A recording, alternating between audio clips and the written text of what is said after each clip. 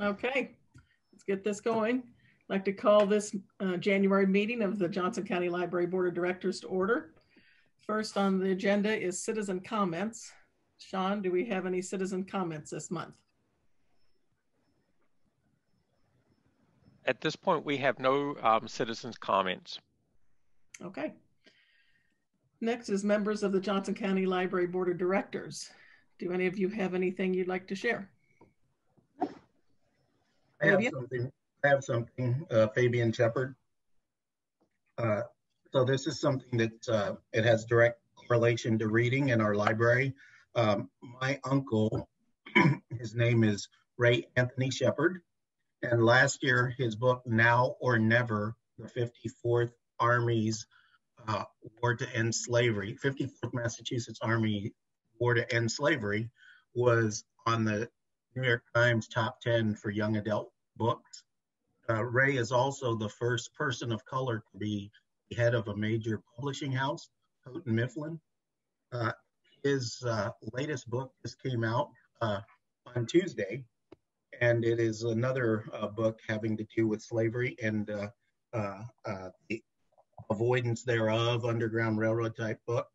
And I think it's really cool. It's called Runaway.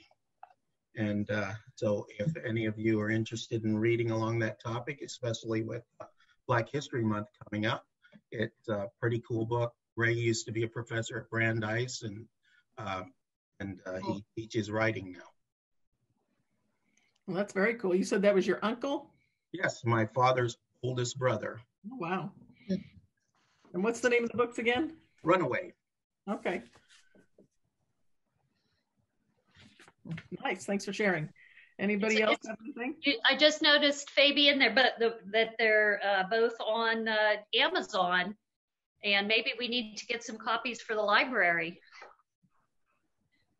Well, I would avoid any shameless plugs with my position on the board talking about my uncle's book in that regard, but I just wanted to share with you independently, my colleague, that it's really neat. He was the first member of my grandfather's lineage to graduate college. My grandfather only had a 10th grade education, grandson of slaves, and Ray has done really well. His son-in-law, my cousin's husband, is the basketball coach for the Harvard men's basketball team also. Oh, wow.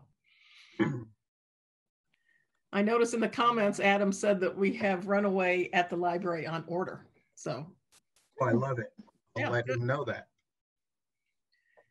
Any of the other board of directors have anything they'd like to share? Okay. I don't really have anything. I'm just, one thing, I'm looking forward to the author event on Sunday with the foundation, the Jim Hoy. So I saw the time got changed before the Chiefs game. So I'm looking forward to that. Yeah.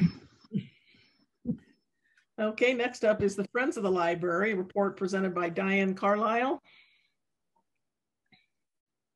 I think your mute is on.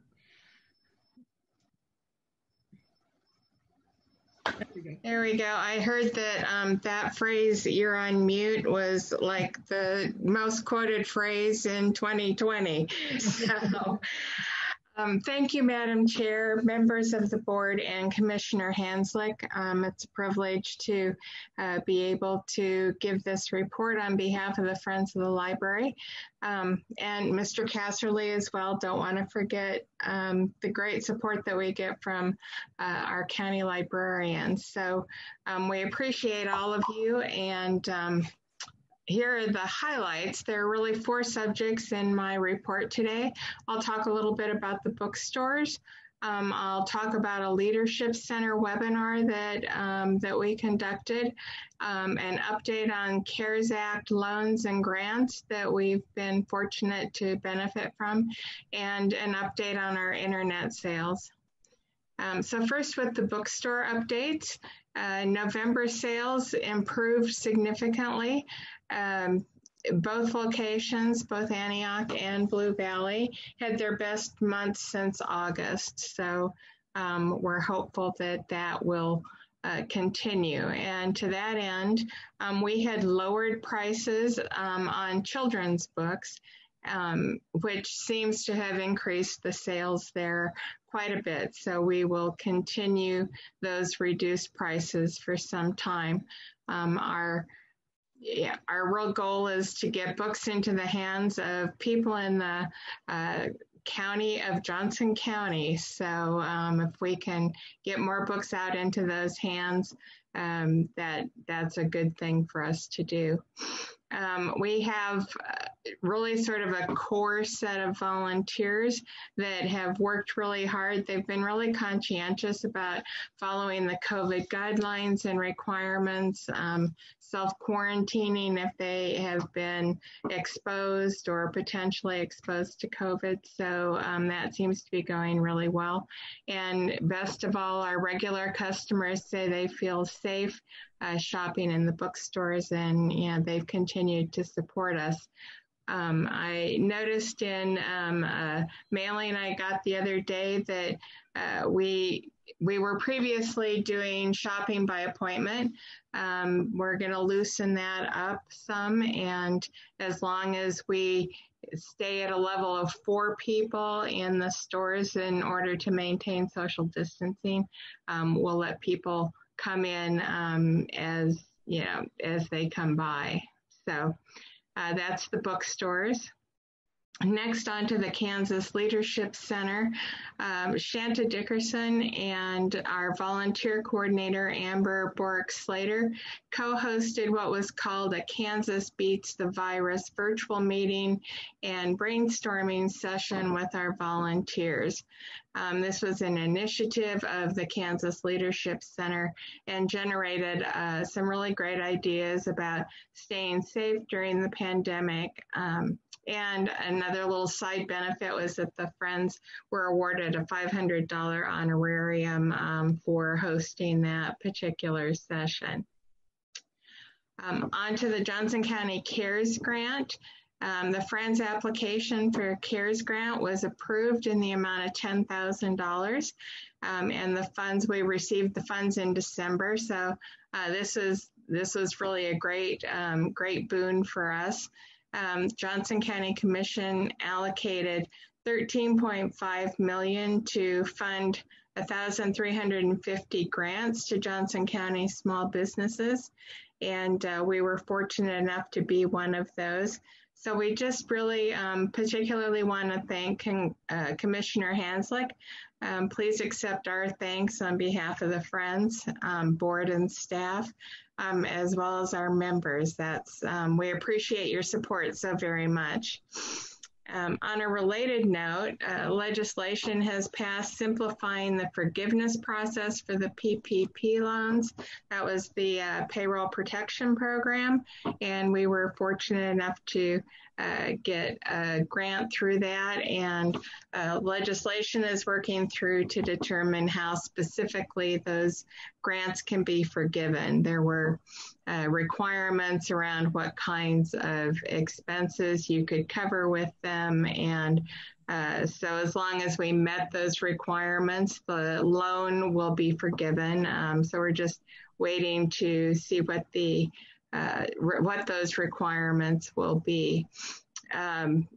We had a $22,000 grant that came out of the PPP program. And like I said, we're just waiting on the Small Business Administration to provide information so that we can make it official that that's forgiven.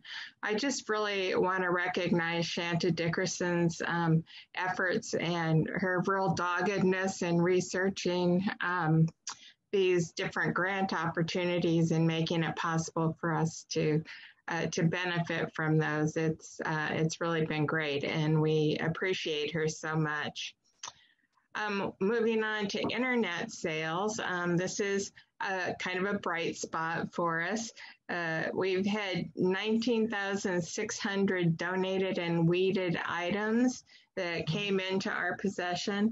Those are scanned by sorting volunteers and staff, and approximately 11% of them met the criteria that are established for listing them on our internet sales. obviously we have sort of a triage process of if they aren't qualified to be listed, then we have other means of making sure that we can sell those or get them out into the community. So it's sort of a hierarchy, triage hierarchy, if you will. And lastly, I'll just draw some attention to some of the more unique items that have sold through our internet sales.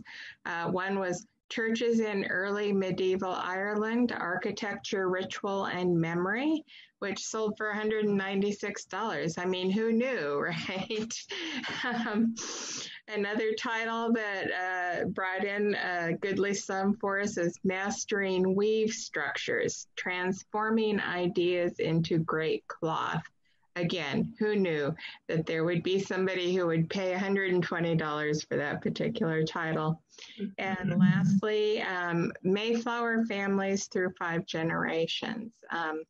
So as you can see, we get quite a variety and diversity of titles and items that come through the donations and the weeds. So this is just a viewpoint into some of what we do in order to support the library and the library's programs.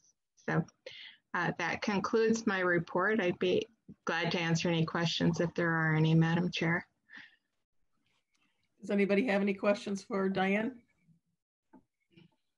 I just have one comment, to the friends. 2020 has been a tough year, but I want to applaud you because previously you're only posting 3% of your books up onto the internet, and now it looks close to 11%, close to 4 times the amount. And I want to say great use of technology and great way for you guys to implement it in under, I think, probably a pretty hard year to do new things. So well done. Thank you so much. And we thank you too for all your support in helping us beef that up. So thank you. Thank you, Diane. Good report. Thank you. Next up is the Johnson County Library Foundation report by Stephanie Stolzheimer. Thank you, Amy. And good afternoon, everyone. I want to reiterate Sean's accolades for the Friends. I just love Diane's report. What they have done with internet sales and getting COVID-related grants, and they've just done a remarkable job. And who doesn't always love the news on the special sales? So thank you, Diane. So for the foundation, I am happy to jump into what we've been up to. We had year-end donations. So in any not-for-profit, that last quarter is a big one for year-end donations. And in 2020, we weren't sure how big it would be. and it was good. It was really good. I mean, people just believe in the library and want to keep contributing to it. So people kept giving through New Year's Eve. I'm not going to lie. I was checking my email on New Year's Eve, looking to see who gave stuff, and people just keep giving through midnight. It's pretty neat. And so I have a few gifts of note. Shields Sporting Goods had a themed year-end gift campaign called 2020, and they were just giving donations to organizations that they believed in, that could do good in the community. And so the library was selected to receive $2,020 to do good in the community. And that's a real vote of confidence, and we appreciate it, Shields. Henderson Engineers, they donated $3,000 for our teen literacy program. That's Elementia. It's the arts magazine, and it's just a fabulous program, and Henderson wanted to support it. And then we, on the other end of the spectrum, sometimes we get big grants, and sometimes we get these really meaningful gifts, and they're the gifts in memory. And I don't mention them very often, but during the year, there typically are gifts in memory. And this past fall and the past month, William Spangler had passed away, and I think some of you may have known him. He was a community volunteer, and he had a very special gift shop, Spangler's, in Prairie Village.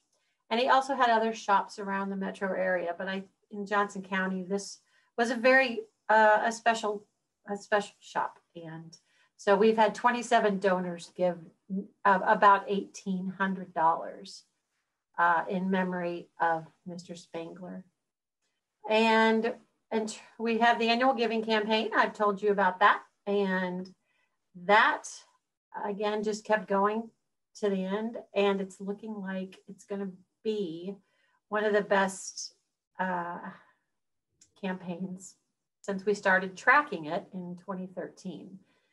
And again, it's a big finish. We weren't sure what it would look like. And I will report back more on that next month. And we were looking at trends this year. I wanted to share with you, I mentioned it before, but an interesting increase in individual donations came around Race Project KC. So we received 114 donations. Most were metropolitan area.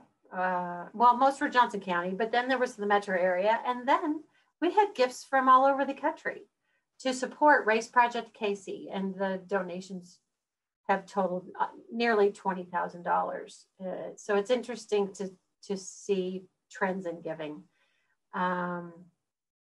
We also had the Black and Beach Makerspace is still going strong. They asked us to submit another request for funding, which is good news. So we have requested another grant from Black and Beach. And let's see, as we turn to this month and into 2021, our plans have come together for the event that Amy mentioned earlier.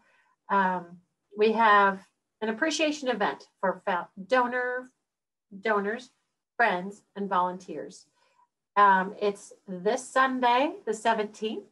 We picked the 17th back in October with our fingers crossed around, oh, we may not bump into the Chiefs, but we sure did. And anyway, everybody's very interested and casual about bumping our time from 3 o'clock to 1 o'clock. So if you were thinking about 3 o'clock, join at 1 o'clock. And we're sending out emails to make sure January 17th, 1 to 2, we will hear from Jim Hoy, who is a noted Flint Hills tallgrass prairie expert. And he's written 18 books. And one of his, he's written a new book called My Flint Hills.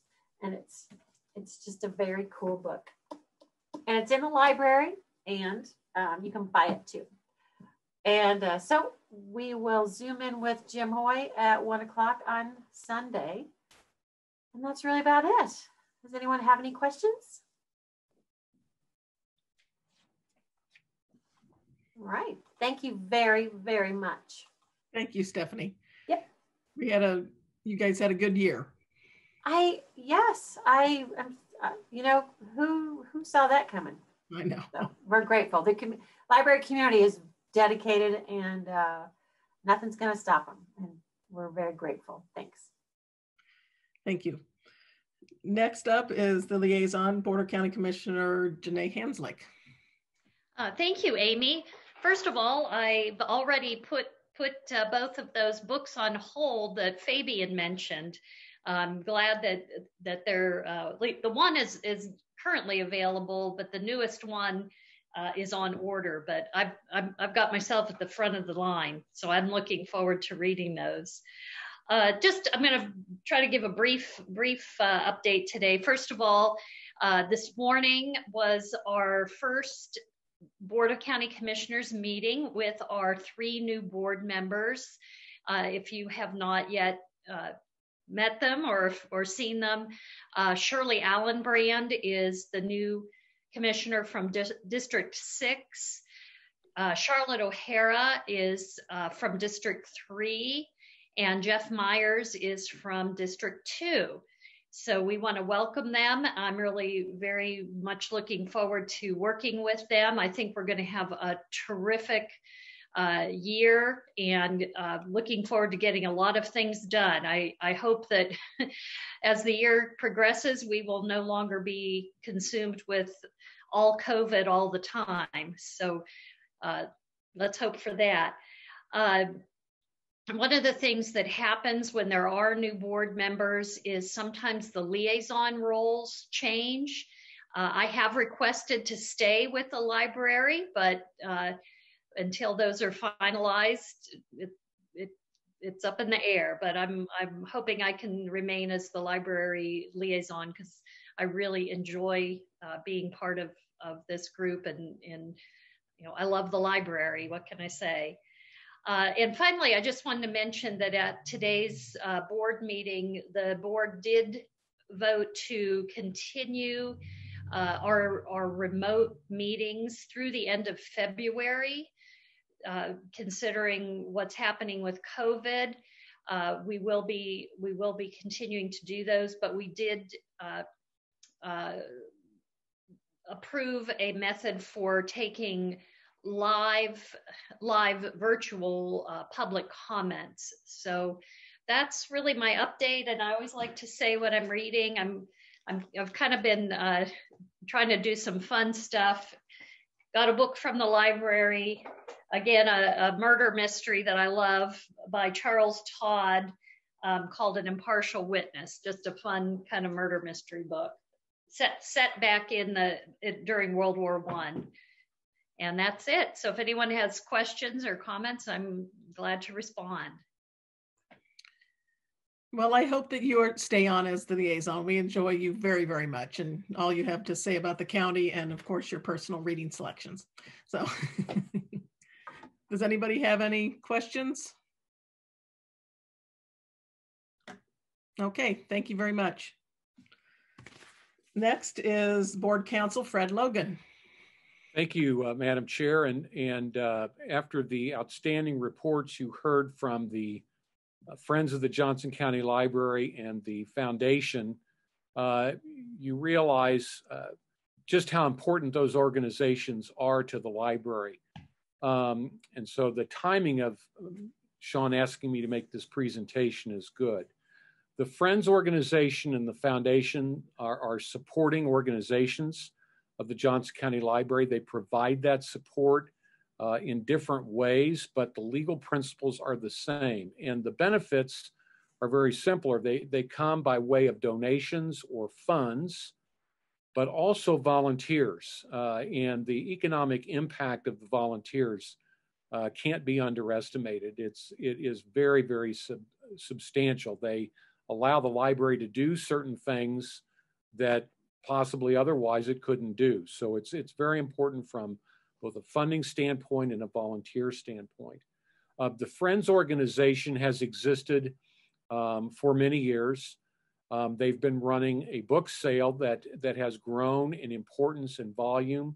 It's grown immensely over the years. They provide gifts for the library and handling and disposition of surplus books and donated books, and provide that service. The foundation was formed in the early 1990s. The statutes allow the library to conduct fundraising efforts, and so the statutory authority is good, and the library does accept gifts, but those are public funds, and occasionally there can be a misunderstanding with respect to those funds. So in the early 1990s, the library established the foundation. That's very typical of the best library systems throughout the United States, and it has grown immensely in the last almost 30 years now. So the roles of the two organizations are to support the library, and they provide the library substantial benefit, both in terms of funds and volunteers, a tremendous benefit to the taxpayers of the county. So that, I think, gives you an overview of both organizations from a legal perspective and the support they provide. And so any questions on that or comments? Okay, thank you, Madam Chair. Thank you, Fred. Amy? Yes. Hi, Fabian Shepard. I'd just like to say happy 25th anniversary to the foundation. Yes, I just saw that. That's exciting. Next up is the county librarian report. Thank you, Madam Chair.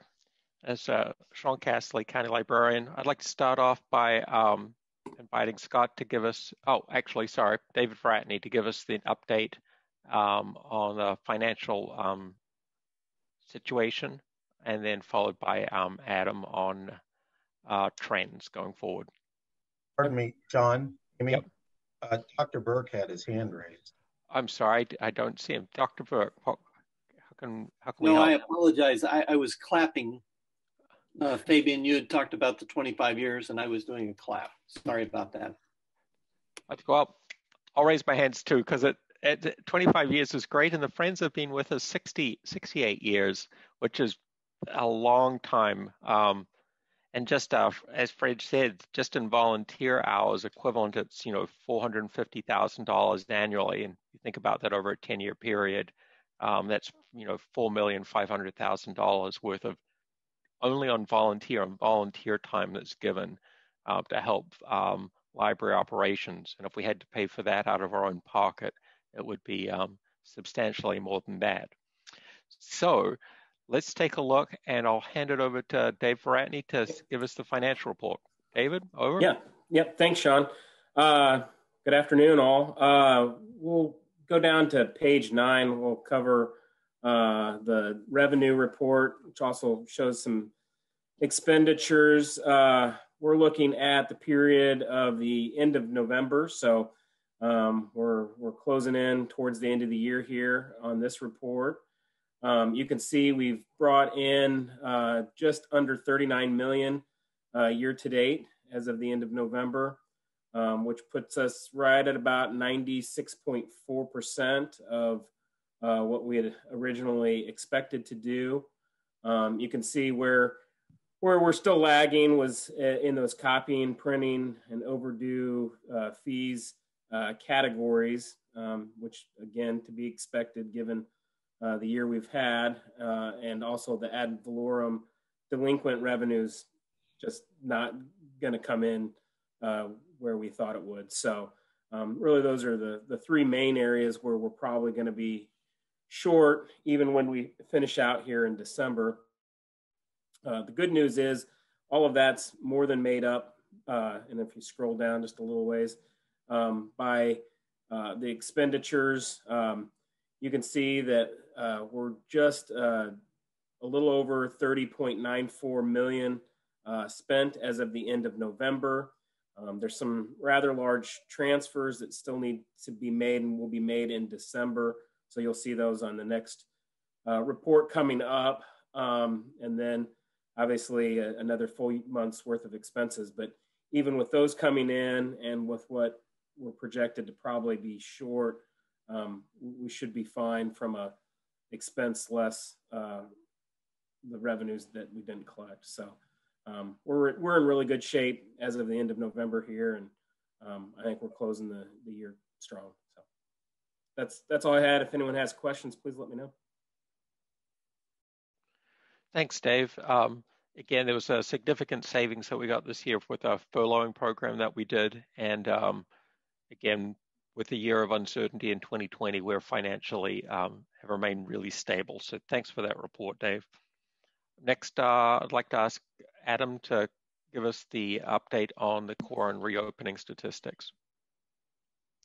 Sure, thank you, Sean. I am Adam Wathen, Associate Director for System-Wide Services at the library.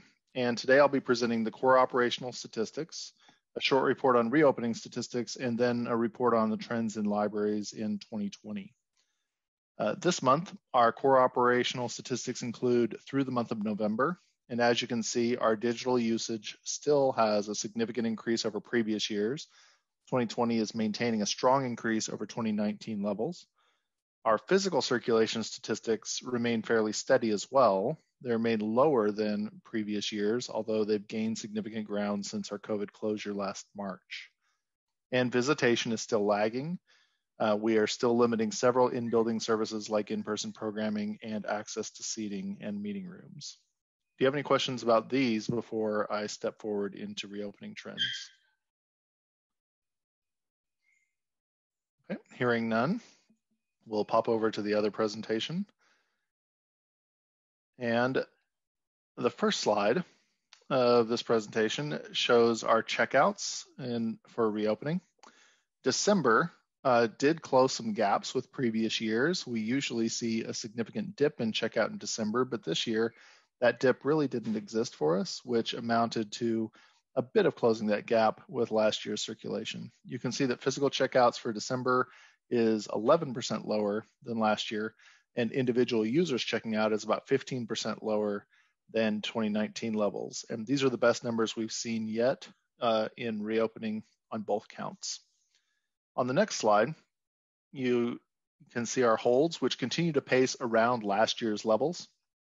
And in November, they surpassed last year's levels. We see that despite the lower visitor rate, our holds delivery seems to be even more effective in connecting our patrons with materials.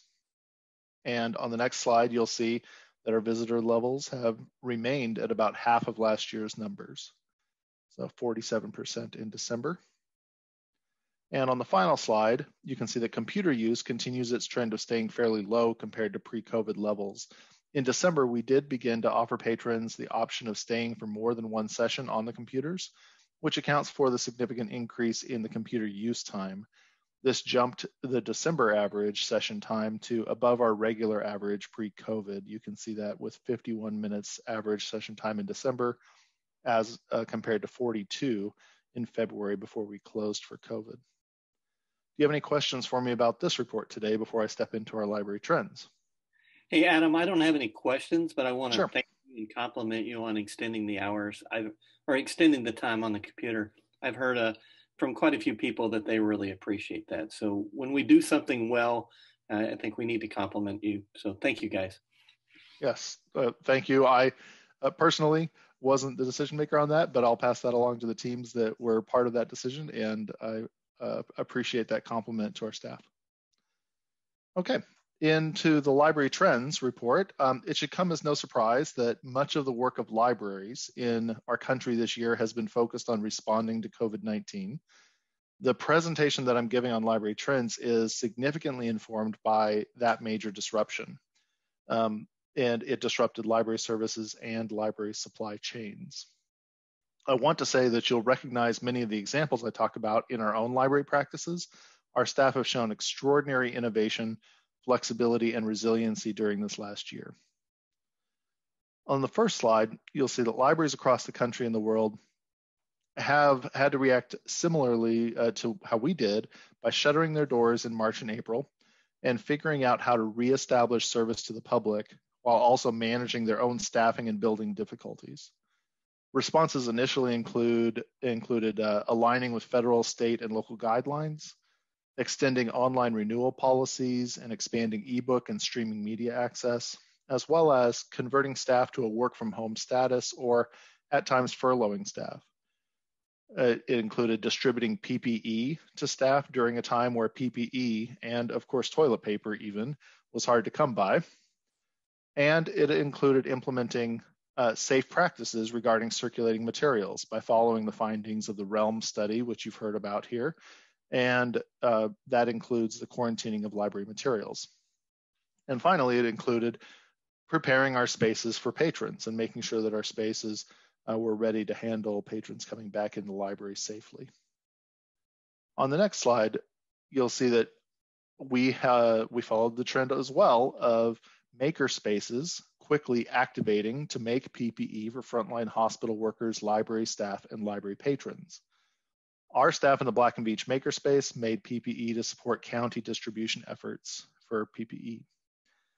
Libraries also activated staff to sew cloth masks for staff, patrons, and partner organizations, and our staff and volunteers sewed over 600 masks for our staff and our partner county departments. A substantial response to COVID was that libraries pivoted to provide service in alternative ways. In the next slide, you'll see that it included curbside service, and libraries followed the trend alongside restaurants and retail to deliver our content to patrons without the patrons needing to enter the buildings. Johnson County Library, of course, already had 3 drive-through windows, which accomplished this without curbside pickup. And we were able to institute curbside pickup at 3 locations in the summer, in addition to those drive-throughs. And on February 1st, we're adding curbside service to Spring Hill and Oak Park libraries. On the next slide, you'll see that libraries also transitioned our programming to online venues. Libraries across the country began to provide story times, book groups, and other programming to patrons virtually. And we did too at Johnson County Library. As you have seen, with the innovative work of our staff, we were able to transition our story times in both English and Spanish, our book groups, our makerspace program, our elementia reception, our foundation event, the Library Lets Loose, our partnered content like Woman and Money Day training, and our writers workshop, which saw an increase of attendance over previous year. On the next slide, libraries, like many other industries, transitioned their conferences and trainings to online. So the American Library Association conference was virtual this year, and this has provided opportunities for our staff to attend and participate in library conferences virtually. And we've really been able to send staff to those opportunities with less cost and less lead time. And the next slide shows that during COVID, libraries have also had an increase in partnering. Libraries are a natural place where the community connects, and we've seen libraries continue their partnering with social service organizations, nonprofit community organizations, schools, health organizations, and government. At Johnson County Library, we partnered with county not only with our COVID response, but with the election office's efforts to collect ballots and with the implementation of CARES Act funding. The COVID affected the publishing industry significantly too, and that includes the supply chains for our library materials. The shutdown of companies last spring and the persistent COVID-19 disruptions for workers created supply chain interruptions that affected the publishing industry. There was everything from shipping lags to lack of paper stock to even print books. And there was a general dearth of content being produced. Publishing also had problems with their distribution outlets as bookstores and libraries shuttered their doors. The global book market is anticipated to lose about 7.5% of their revenues this year. And that's mainly only that little loss because they've been bolstered by a sharp 285% increase in their academic book sales as schools have all had to shift to online education and had to pivot their content and purchase more content. For libraries, this has meant that the reliable sources of books and other media for us became much less reliable, and we had to diversify our source vendors to compete to find the content to meet demand. On top of this, publishers pushed many publication dates for the spring publishing season, which has created a larger than usual fall publishing run and has left us this year with a lack of new content. Our selectors have had to dig deeper into the independent markets to find titles that, and we've had to make do with copies that we've been able to purchase because we haven't been able to rely on stock being there for popular books or for secondary purchases. This means that we haven't always been able to buy enough copies to meet demand because copies simply aren't available to be purchased. Just last week, our fiction selector, Beth Atwater, told us that 8 of our in-demand titles with holds lists were unavailable to be purchased anywhere. And the DVD market has been even more impacted as movie making and movie going has been disrupted by COVID-19. As you know, many films have not been released in theaters or they've been released directly to streaming services. This has an impact on libraries in that these films or TV series often will not have a physical DVD component, which means that our library will not be able to serve that content to patrons because it's exclusively available through a subscription service like Netflix, Amazon Prime, Disney, or HBO. And as you've seen in our statistics, libraries have turned to ebooks and e-audiobooks as part of the response this year. Libraries have seen an extraordinary shift in ebook and e-audiobook use as people have sheltered and sought home-based entertainment instead of venturing out into the library. Early reports indicate that library ebook use has gone up over 30% in 2020, and that's on top of a 15% increase in 2019, which was already record-breaking. On the next slide, you'll see that libraries continue to trend to go fine-free. It was still a trend in 2020. Atlantic Monthly even published an article just last December on why libraries are going fine-free. And one resource now lists over 820 library systems that have gone fine-free or in process of going fine-free. A few of the library systems that eliminated fines in 2020 include St. Louis, Cedar Rapids, Multnomah County, Mesa County, Peoria, Illinois, Portland, Maine, Los Angeles, Cincinnati, Calgary, Seattle, Madison, and Durham County. And finally, on the last slide, diversity, equity, and inclusion continues to be a trend in libraries. Libraries are examining their policies, procedures, and practice to create more inclusive library services and offerings. This includes libraries hiring positions to help coordinate diversity in hiring and in our practices. It includes examining programming to assure a range of offerings that center voices from many areas of the community instead of just the dominant culture.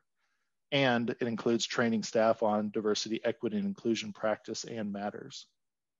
Libraries are also trying to focus on their content to challenge the publishing industry to expand, sorry, my notes popped away, to expand the representation of book characters and to diversify books.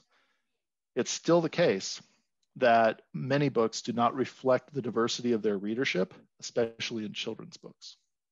So we're working on that as well. And those are the trends that I pulled out today. Are there any questions on my reports? Adam, this is Commissioner Hanslick.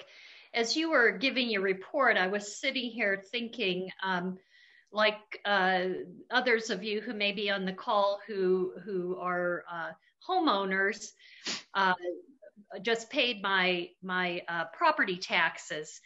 And if you look at your property tax statement, it's broken out by the various taxing districts, including the library. And for mine, and I'm pretty transparent, my house was the appraised value was about $250,000. I paid $109.22 for 2020 for my library taxes. And when I think about what I get for just a little over $100 in taxes, it's pretty astounding.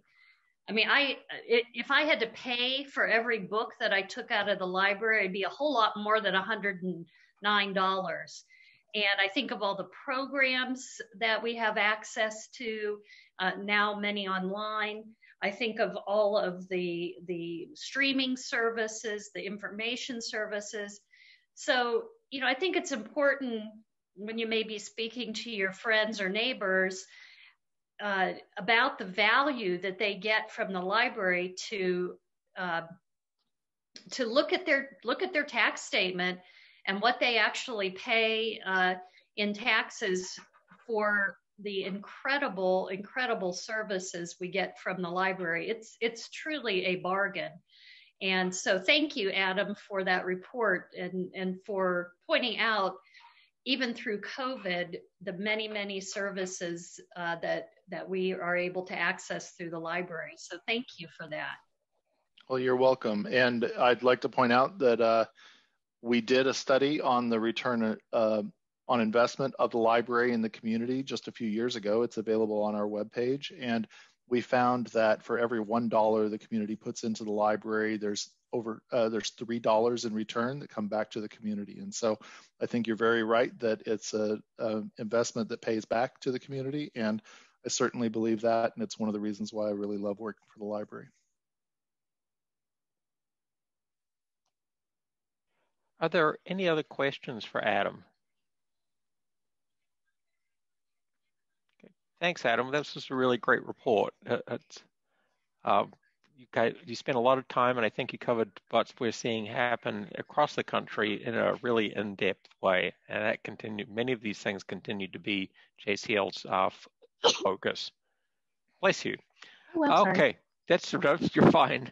Okay, next we're going to ask Scott Syme to come and share and give us an update on our comprehensive library master plan. Scott?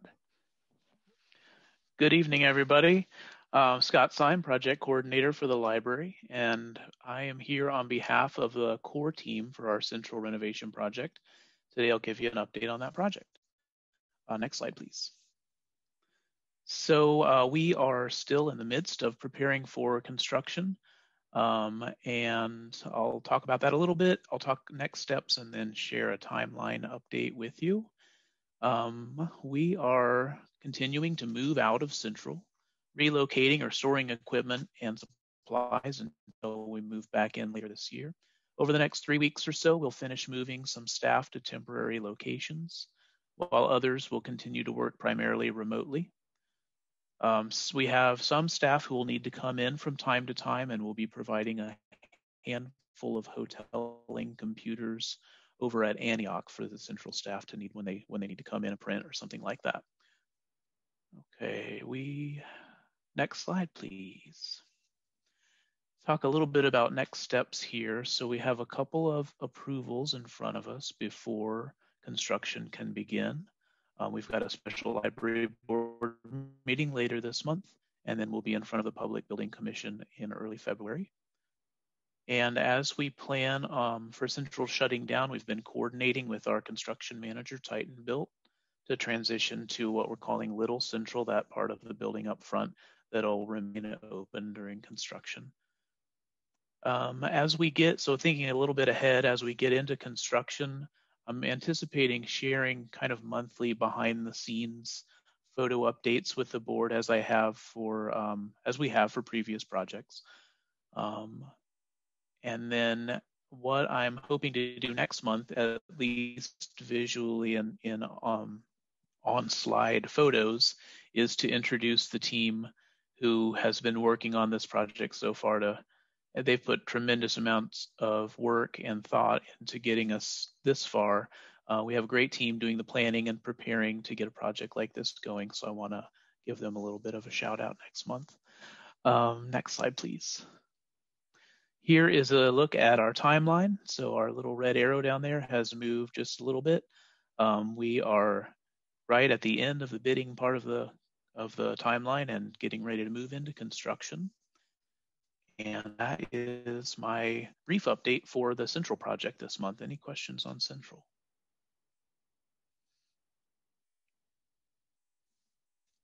Okay. Next, I've got a short update on the Antioch replacement project. Alyssa, if I can have you bring up a photo for me, please. So I'll let you guys look at that while I talk a little bit here. We have a request for proposals currently out for architecture services for the Antioch replacement project, and we're looking forward to firms responding to that with their proposals over the next few weeks. And then what you're looking at here is a recent photo of Sean, our director, and the mayor of Merriam, Mayor Sissom, on our future Antioch property. So I wanted to be able to share that with you tonight, just as a taste of things to come over in Merriam. Yeah, go ahead. Fabian Shepherd. I'm just wondering if you can get me the agency for those two models in that shot. I think we can do that. Okay, next bit that I'll give you an update on is our capital improvement project timeline summary. Next slide, please. So this is something that we show each month, and we are, again, where the red line or the red arrow is here. And no changes in the order or timing of any of these things since last month. So no new information here. Any questions on any of the things that I've talked about tonight? Okay, thanks everybody. Thanks, Scott. Yeah, I think you can get. I think a talent agency is being very generous. It's not how I would have described at least one of those characters. The mayor is. It was awesome.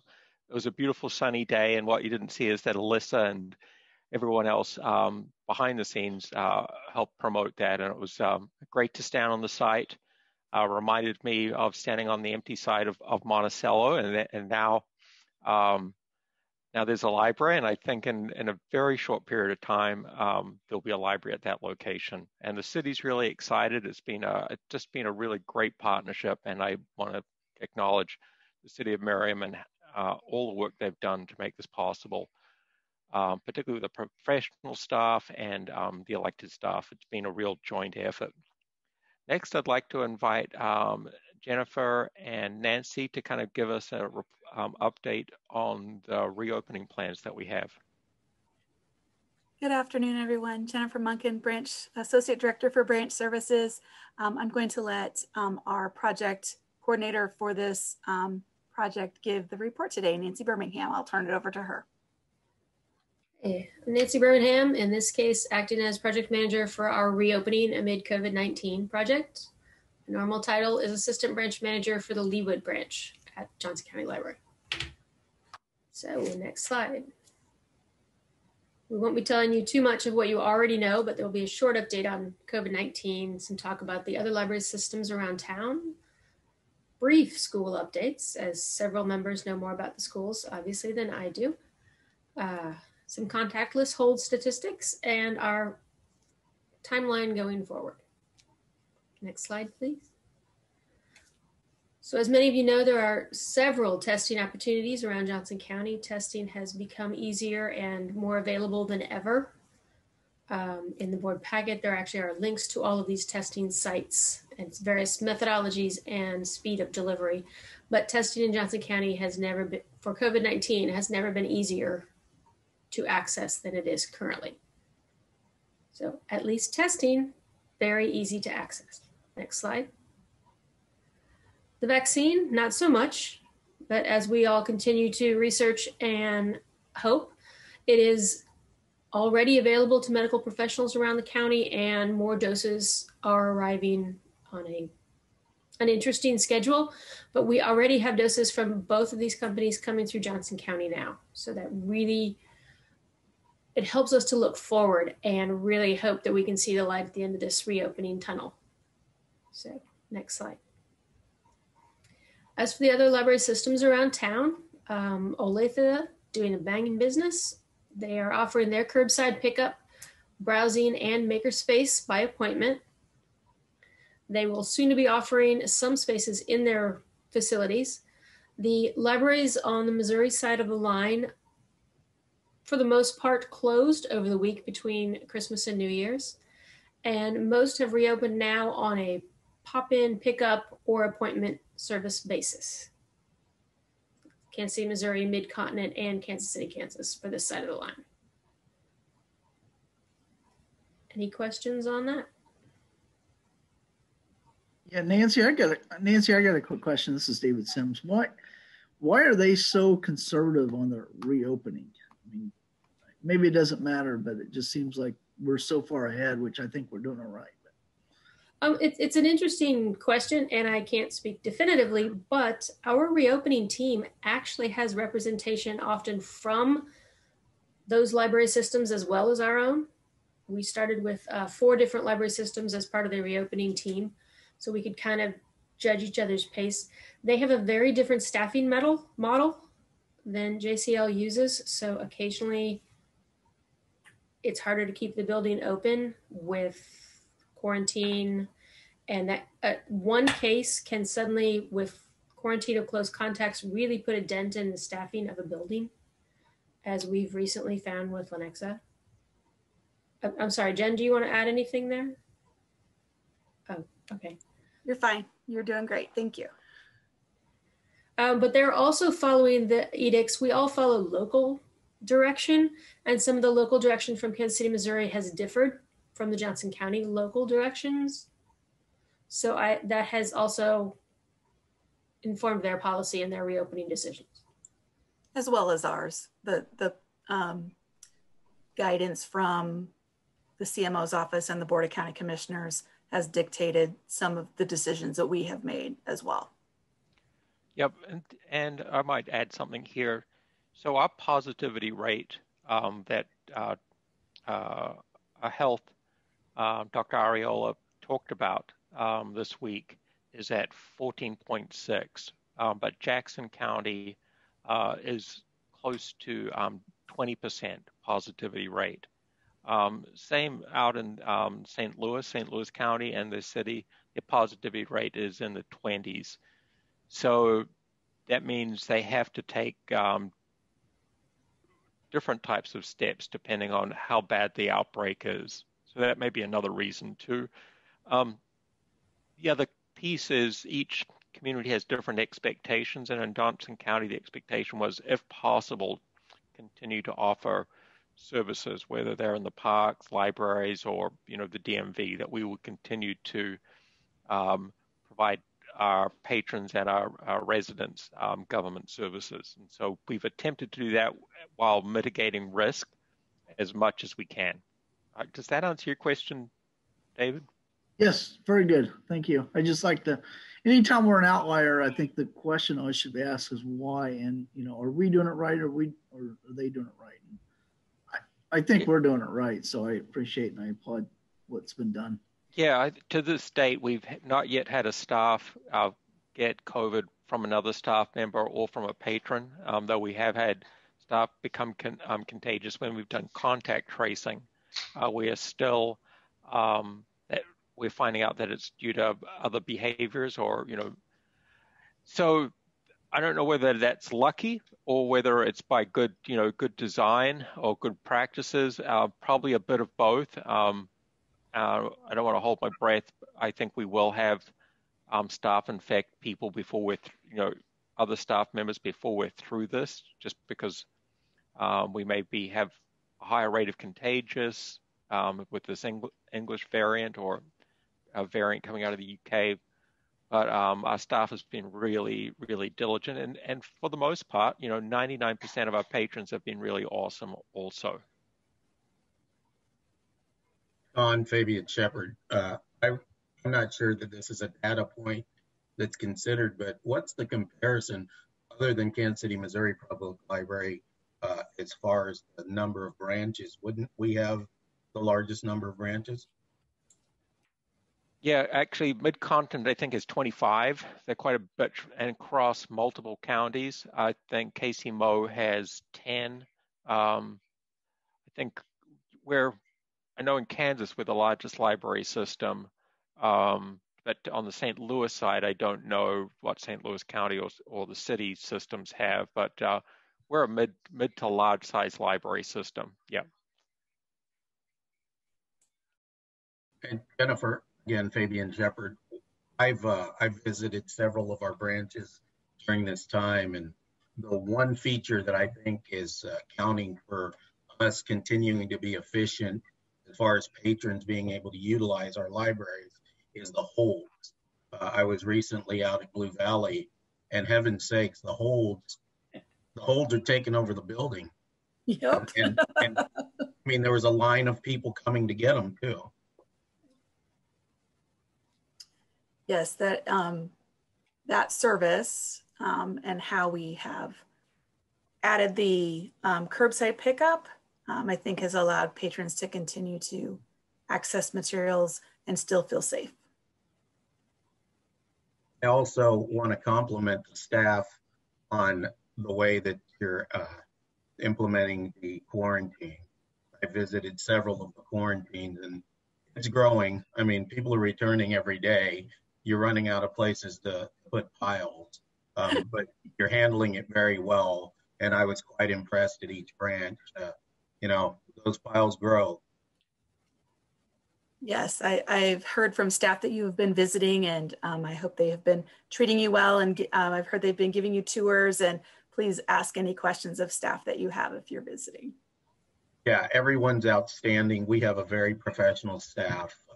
I try not to bother them, and I certainly let them know they don't have to feel obligated to entertain me, but they're great. And they occasionally get upset when I lick the books jacket, but that's that's another topic. We'll work on that behavior later. Thank you. Nancy, go ahead. All right. There's no other questions on the library systems. We'll go to the next slide. This is Again, a very brief school update. The Kansas schools are returning to more of a hybrid model. Several of the Kansas City metropolitan area schools are also returning. Many middle school and high school students will be continuing to move towards a hybrid model soon or be fully back in class. I listed here positivity rates remain a moving target, not only on a statistical basis, but as I reached out to a couple of school systems as well as the other libraries, you might find a different positivity rate depending on which department you are inquiring from, including different parts of the KDHE state website, for instance, might have a different positivity rate depending on which part of the site you're on. So we try to balance those positivity rates. We take direction from the Johnson County Department of Health and Environment. As Mr. Casterly said, we also look at the KDHE, we look at the Metro Hospital data. We try to consider a lot of data when we make these updates. Since Mr. Burke can probably answer the school updates better than I can, any questions for the reopening committee on school updates? Then the next slide, please. We are pretty excited that the curbside hold continues to be popular. I like graphs, obviously, but just as a data point, we have delivered almost 3,000 items since August via this service. So that's 3,000 items delivered directly to the vehicle of a patron in a manner we never had before. So this is part of reopening in all of Johnson County's attempt to not only reopen and reinstitute the services that we had, but it's our attempt to come back better than we were. Again, next slide. And as Adam mentioned, these are our 2 new branches. We'll be the proud new owners of curbside delivery slots in their parking lot. And we hope for a soft launch and then a firm launch of this service on February 1st. Any questions about curbside? The service itself, precautions we're taking, anything?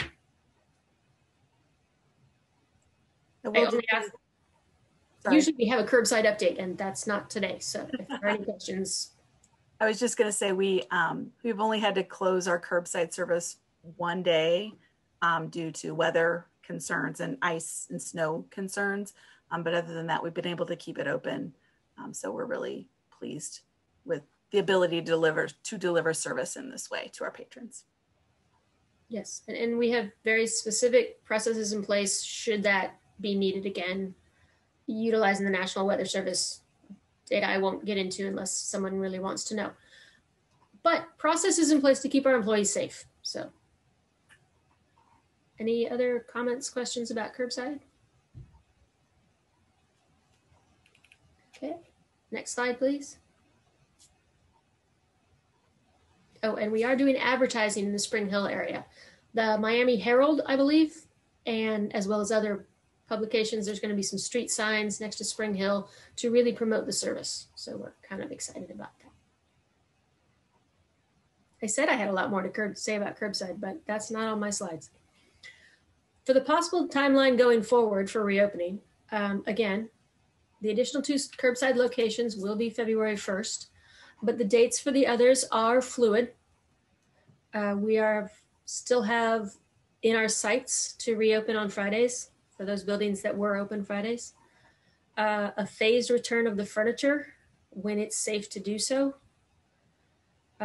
We are still looking forward to return of full hours, a full complement of hours. We are looking forward to offering the meeting rooms for reservation by the public and by our friends in the rest of the Johnson County governmental system who are also looking forward to our meeting rooms being open. The smaller study rooms tend to be the small enclosed spaces, but currently full of quarantine books. We are looking forward down the road to having those reopen. And again, in-person programming, when we can get those story times back in session in the buildings. So that's the timeline going forward. Any questions or comments on that? Bethany Griffith, I would like to see a more detailed timeline of when we're going to open on Fridays. that if we have just brought another NEO class on, then that means our staffing should be getting fairly close to our full complement. And that was always the rationale behind being closed on Fridays, is staffing. So if our staffing situation has been resolved, then what's the holdup on opening on Fridays? I can take that one, Nancy. So with the hiring, we have been able to get back to a full complement of staff. The holdup is that we still have a number of staff who get exposed and then are not available to work. And that number is completely out of our control and no way to predict it. And with the rising number of cases, we have been very hesitant to put a timeline, actual dates on our timeline to move forward to add services back in. So people only get sick on Fridays? No, they get sick a lot, but having more hours open to the public then requires more staff to cover those service points. And if they are quarantined for 10 to 14 days, and we're trying to move staff around to cover those spaces, it becomes more difficult. So we have just been very cautious in adding back more services. And as you can see from the previous diagram, we are offering more services than anybody else is in the metro area currently. So we're being very, very cautious right now. Bethany, you make a really good point, and I learned this today. So this might also help. On the week of December 22nd, the doctor reported to the BOCC today that we had 292 people be COVID positive. And then the next week, that jumped to 342. When they showed their statistics, what they're showing is there is a steady increase, and those were daily numbers. We're maxing out in Johnson County at the moment, or are reaching our highest levels that we've ever seen in this pandemic. The question is, will those drop down or will they continue to go up? And that's where it's pretty uncertain. The other challenge the doctor is having is just getting enough vaccines. We have the capacity to vaccinate in the county at a much higher rate than we actually have vaccines available. And I don't know if the commissioner, I didn't see all of his presentation. I just saw the beginning. Did you have anything that you wanted to add to that, or thoughts around how we're trying to get people vaccinated and return back to normal operating hours?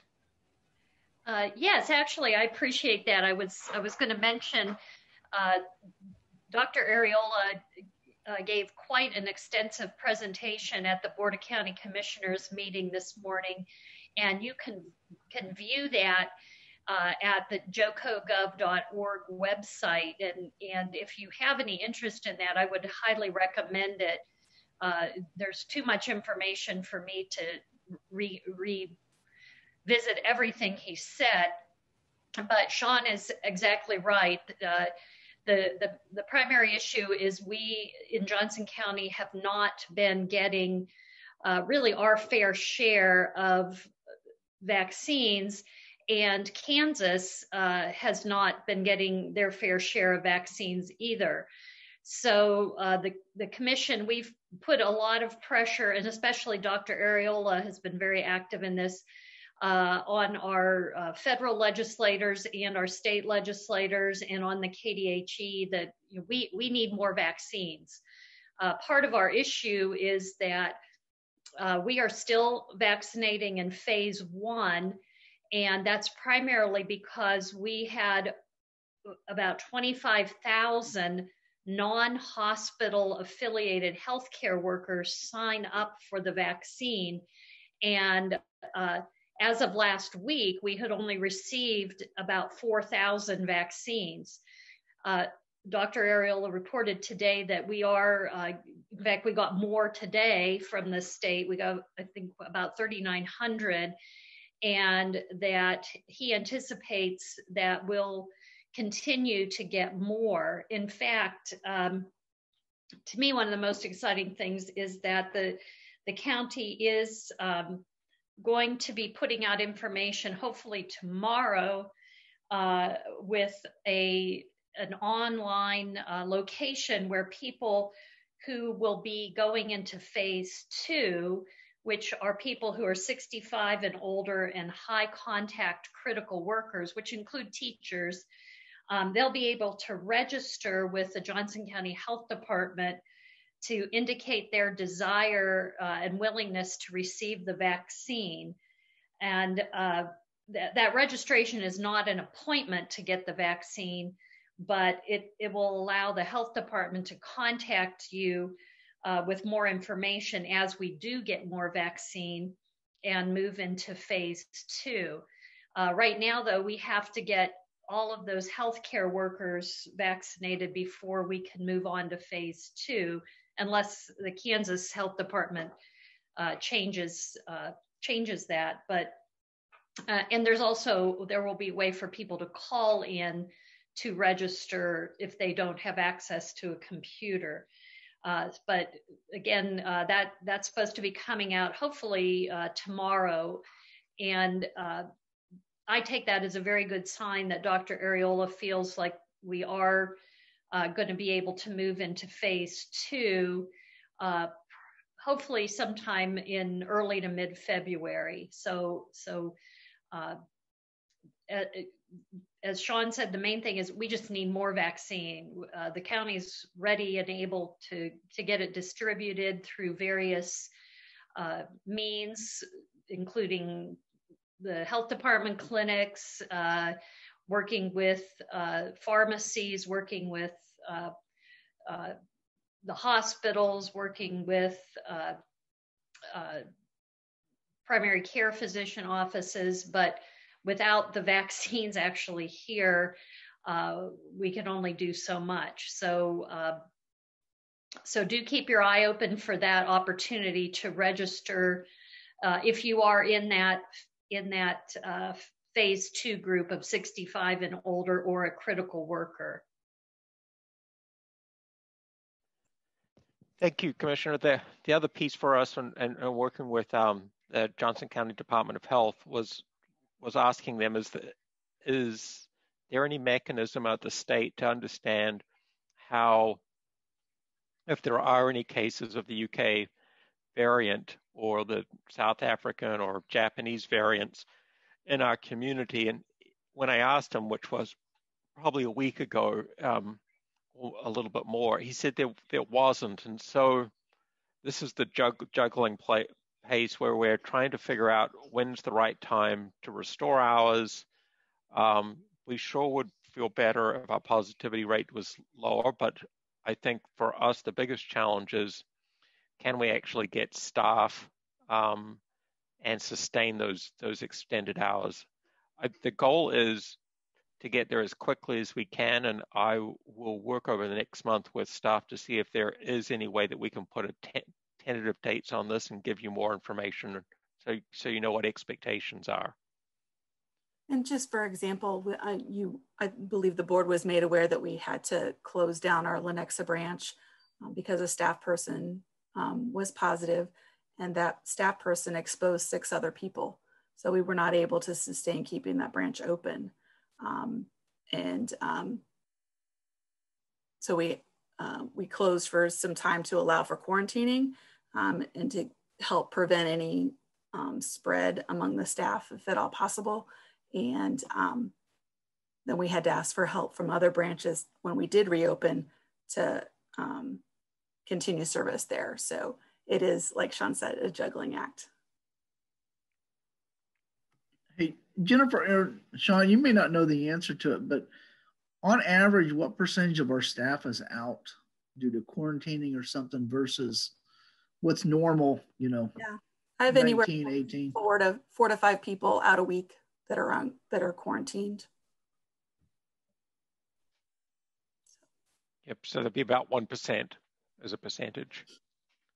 And then people still get sick with other things and go on vacation and, do all the other types of activities that they do. So we just need to get staffing at 100%, and then we need to get the the vaccine is going to help us a lot as far as stabilizing the numbers that are out. We run a pretty lean shop, so when we get 5 or 6 people out and they're not staggered, that puts a real crimp. We don't have a lot of fat on our staffing, and so it becomes problematic. Okay, are there any other questions, or should we ask Nancy to move forward on this? I think that's our last slide. I was just going to double check with her. Okay. Nancy, is that your last? You're going to talk about digital navigators next? No, I'm not. Awesome. Okay. Thank you all. Oh, that's Kinsley's. Great. So the next piece is my portion, which is the Leadership in Action Award. This is a county initiative. I think it was originally started by Harness and is continued with Penny. She asked us to nominate leaders within each of our departments and agencies to justify why those people are outstanding, and then each department or agency head meets with everyone else, all the other executives in the county. We talk about who we've nominated and why, and then the executive leadership team in its entirety. There are maybe about 35 of us vote on those. I'm just proud to share with you that Jan Mankin, who you've just heard, and Nancy were both nominated for the extensive work that they've done with our reopening, and then managing, and for Jen managing our locations as we've gone through this 2020. And then Hope Harms, who has come and talked before the board for really being able to pivot very quickly and expand our digital collection as we began to forecast that we were going to have problems getting some of these materials. And some of them were due to just straight paper shortages that the publishing industry was experiencing.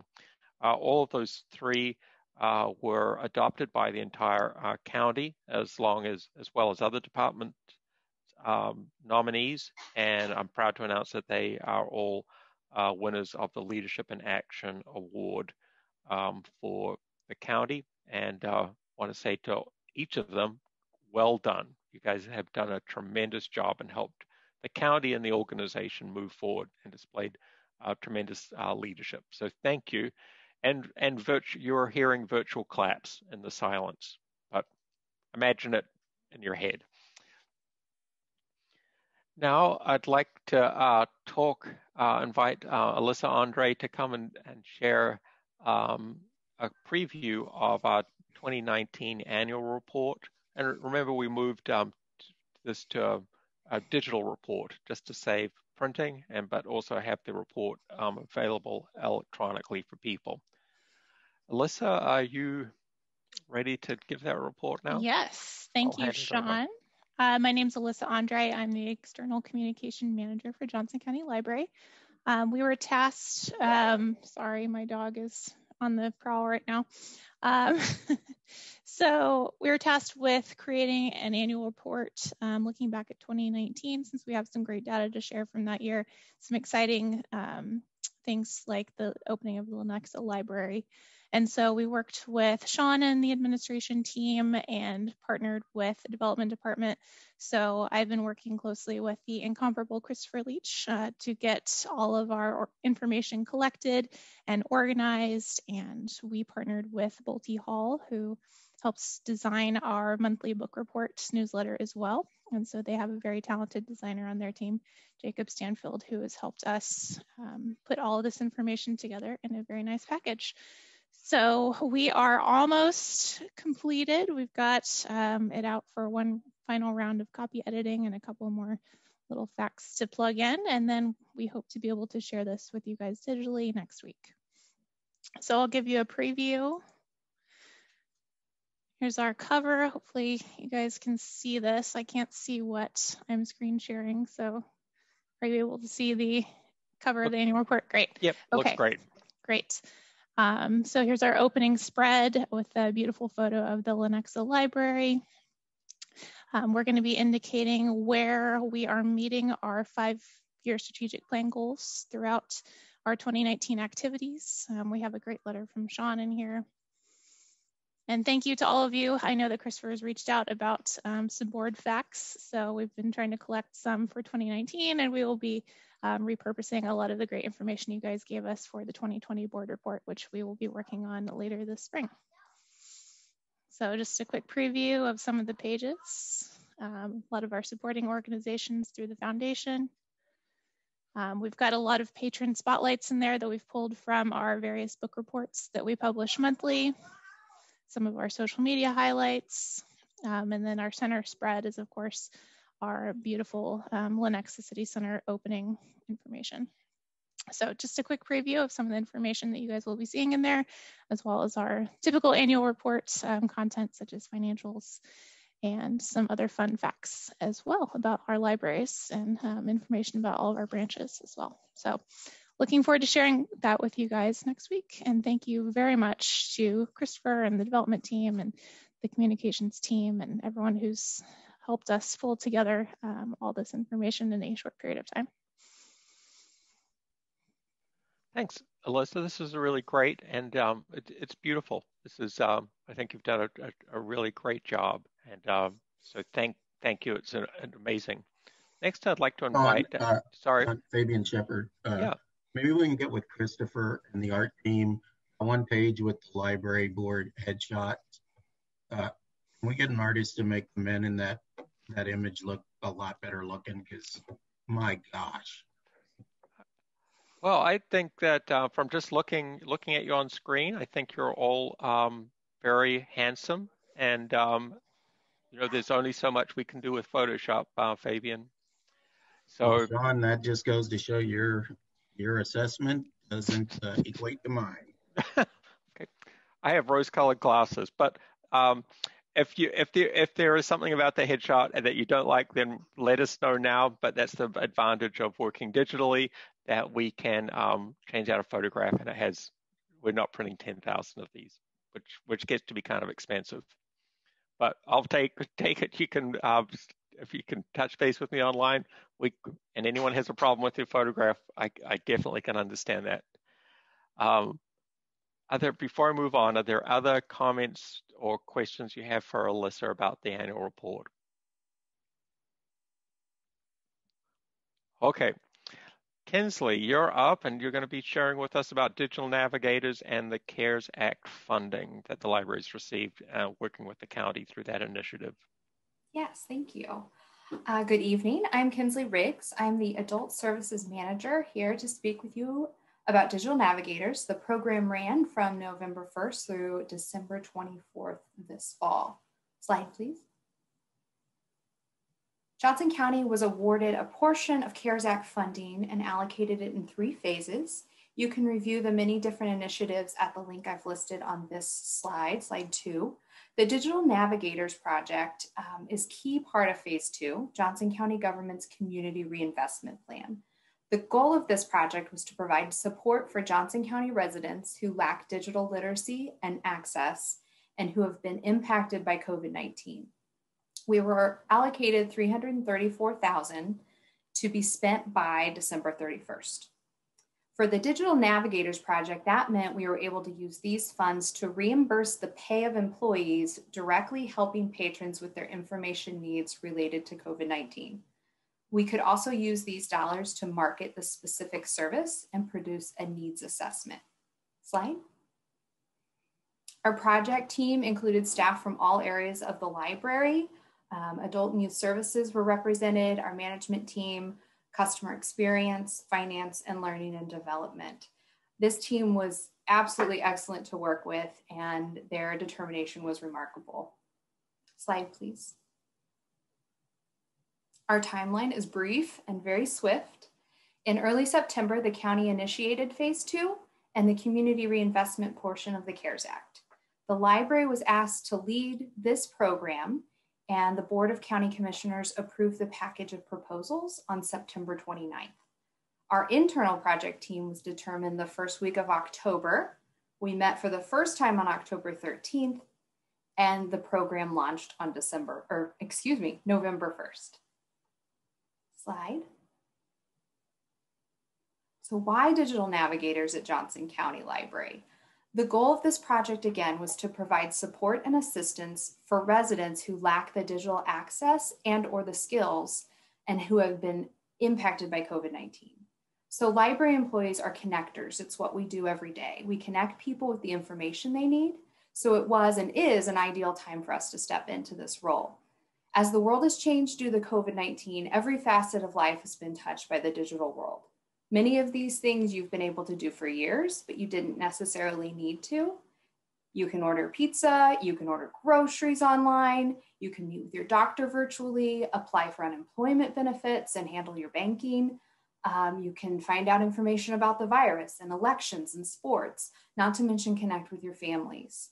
So we were able to help build on existing library services to continue to serve our patrons who had been affected by the virus. This work has been going on since March 15th. This project just gave us the opportunity to track in an intentional way and grow our resource knowledge, partner with other organizations to expand the access we were able to provide. Slide, please. So at the library, we trained 130 frontline staff on documentation, procedures, resources in order to implement this program. Our frontline customer service staff is who provided this service to our patrons, and we utilized our in-person, telephone reference, and answers email service to connect with people. Slide. We were able to promote our services and our ability to help via our existing communication channels, such as the website, the open book newsletter. We had radio ads, we gained TV airtime, and we used social media. Our partner organizations also help spread the word, and you can see on your screen one side, if you can go back one, Alyssa, thank you. You can see one side of a double-sided bilingual flyer that we created for this project that will outlast the program. Overall, we connected in some way with 3,700 people, whether that be website views, Facebook reaches, newsletter opens, or individual interactions with an employee. We are excited by the amount of people that we reached and spread awareness to via word of mouth, KSHB News, and ads on Mix 93.3. And our key takeaway really is that just because this project and the opportunity for the reimbursement has ended, the ability to help people in our community does not stop. Library employees are going to keep helping. We'll keep connecting people and providing information and access. Slide. We had wonderful partners in this project.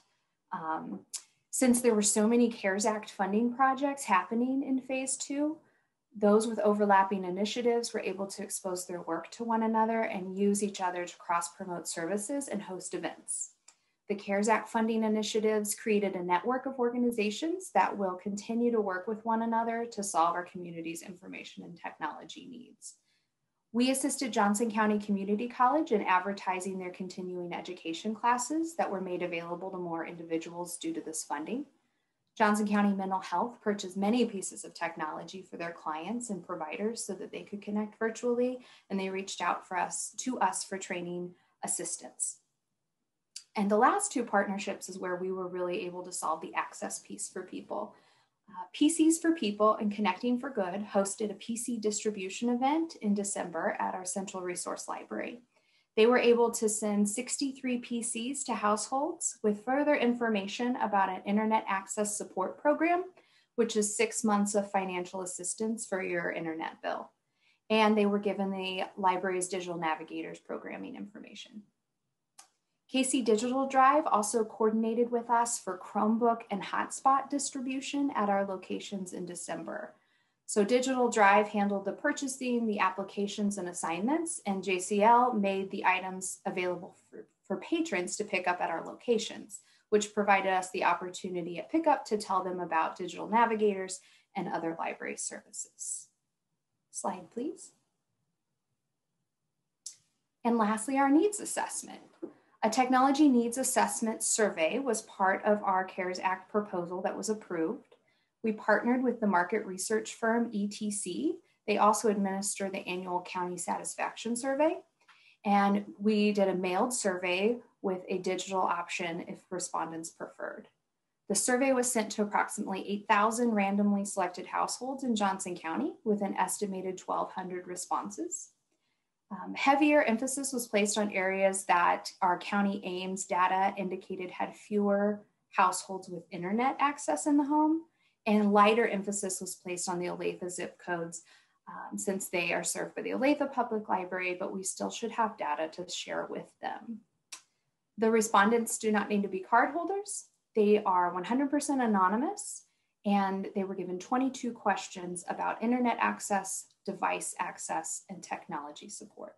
Alyssa Andre, our external communication manager, worked on this project with the team. And this is the piece of the project that's going to carry this whole work forward to a more long-term and sustainable solution for providing access to our patrons. And that is all I have. I'll answer your questions. Kinsley, I don't have a question, but I do want to say thank you to you and your team. Internet access right now for our families, especially in the rural communities, is more important than ever. So many kids are working online, and the devices that they can get to the library, the support they get to the library, and the internet access is very important for all of them. So thank you to you and your team. I just want to tell you a very heartfelt appreciation for all your work. Thank you. Yeah, I agree with Wayne. I think it's just reemphasized that, 10 years ago, 20 years ago, internet was a luxury, and now it's pretty much a utility if you want to be successful. So I think everything we can do based upon the results from that survey would be interesting to see, and what we can do going forward, especially if something like this happens. One quick question: were we able to satisfy those people, enough people, or was there a long waiting list that we just weren't able to handle because you weren't able to buy enough laptops, you said? Well, the laptops and the hotspots were actually from a different CARES Act initiative. And so their funds went to that. Our funds went more to once you had those devices, how do you use them? And people could call us and we could walk them through that. So we were able to fulfill that end.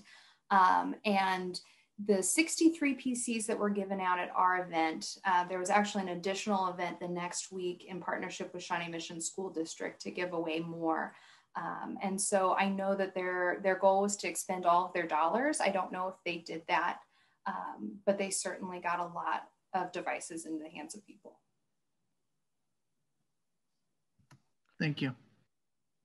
Yeah, one of the things that you guys may or may not be aware of, and I think the commissioner is aware of, is how quickly the federal government will issue money and then expect a program to ramp up from nothing. Again, when we're looking at September, October, and then we're into production, but those monies had to be expended by the December 31st. There's a really tight window. And then their reporting on this has to be extensive.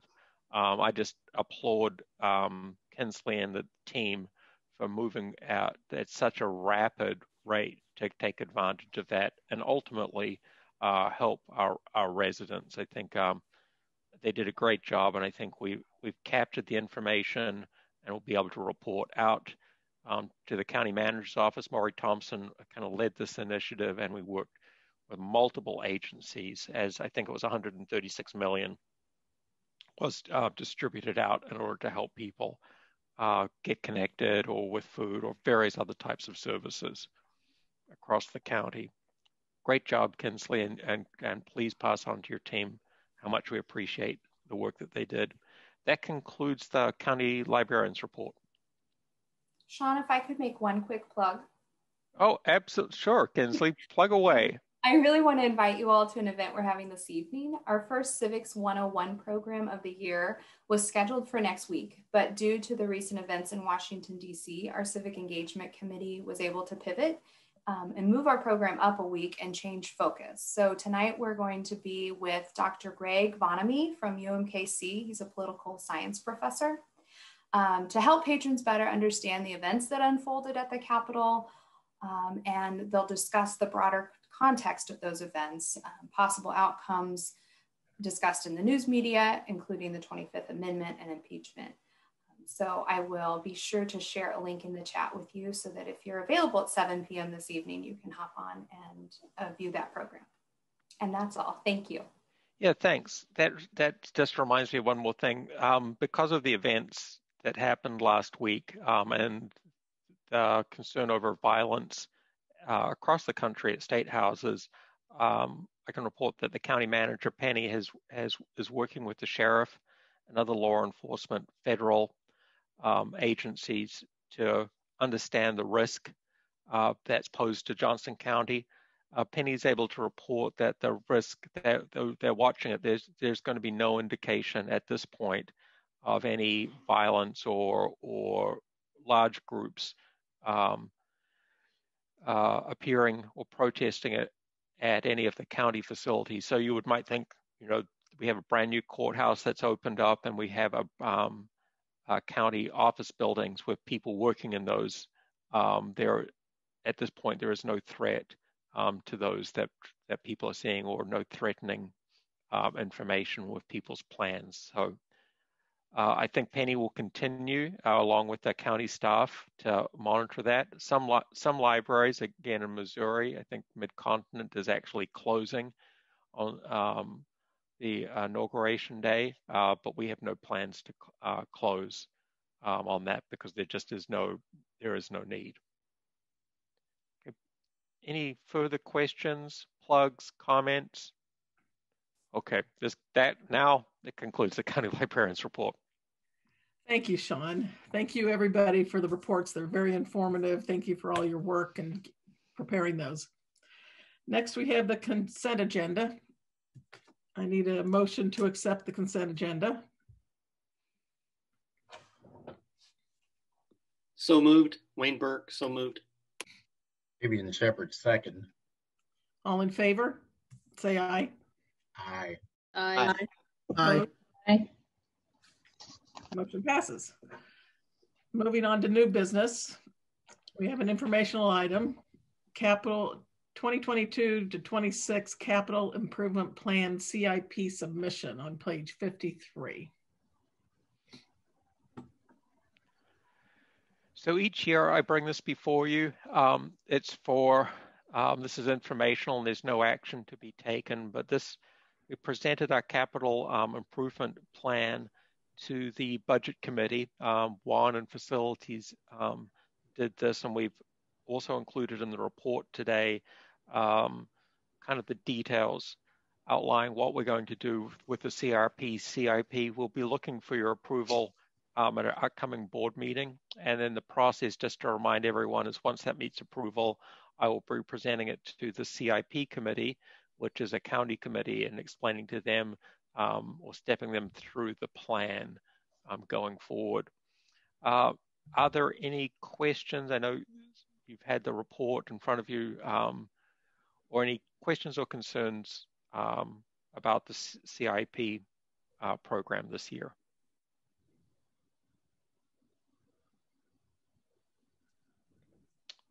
Okay, All right. Great. Okay, moving on. Consideration of contract for HVAC upgrades at Cedar Row Library. That's on page 86 of your packet. We've talked about this before. This is the proposal for the HVAC upgrades at Cedar Road on page 86. Again, we're just looking for authorization on this.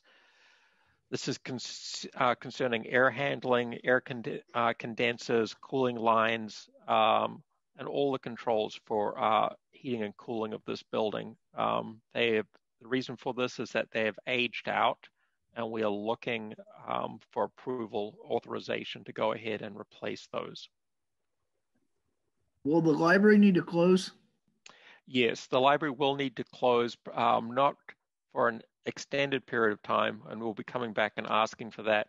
What we're needing the library to close for is so that we can bring in cranes and actually move the equipment into the building. And so we'll be closing around that interval as the contractor brings those in.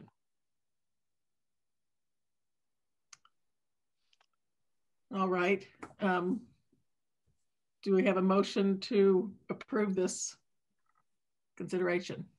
Yeah, this is David Sims. I move to authorize a contract with SGI Commercial Construction for a total amount not to exceed $216,925 for HVAC upgrades at Cedar Row Library per invitation for bid number 2020-069.